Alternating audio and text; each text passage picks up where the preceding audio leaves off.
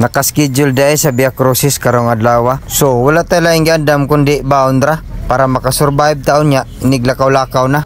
Kinabot naman mo sa eskina kay maghuwat sa service nila. Aw, hinapayan ta. Be, tuara, kagwapo na. Ayay, nainanawag. Tuara, daghan man detag supporters nagsunod-sunod sa tuwa. Murag dugay pa man ang service ba.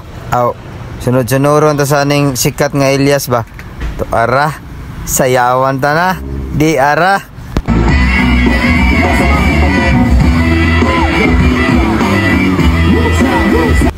Tanawa rang usa nga nasuya nato ganiha. Tanawa di nagpagwapo sa jiya. Ay naabot naman dayang service nga gihuwat nato nga kaganihara. Dili lang kayo nato dugayon kay basig magabihan ta. Udto na ra ba? Abot na dayon ta. Mao dining lugar ha ang tigumanan para magpray ta. Manang safe ta ba, niglarga na. Ay magsaba, kay nagsugod na. Sa kaluoy nagasalit kami.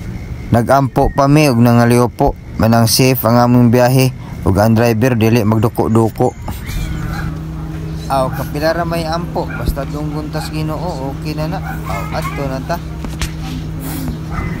Siyempre, inighuman og ampo, diretso na. Di masagdan ni mabasta-basta ning lakawa, kay perti masagdan ning inita.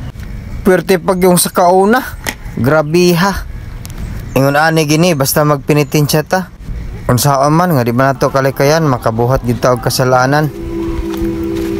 Basta magsige lang ka og lakaw maabot magika sa kinatom yan. Mao din ni ang view nila diring dapita. Discovery Hills day ang ning lugar. Magseryos na ta nining orasa kay first station na. Manghilom sa taha kay maminaw ta sa istorya nila. Nahagugma ko kanimo. Dili si tapalupig magampo sa ko balag ako rang usa. Sa mga sala sa tibuok kalibutan. Tungod sa iyang masulubong pagpasakit. Dili kami ang tibuok kalibutan. Tungod sa iyang masulubong pagpasakit. Dili kami ang tibuok kalibutan. Tungod sa iyang masulubong pagpasakit. Manonobos o Ginoo sa matanan Jesus maluoy kakanamo pasayo.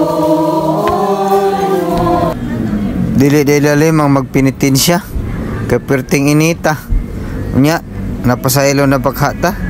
Dili pa may mamauli ha. Daghan pang lugar nga adto na mo.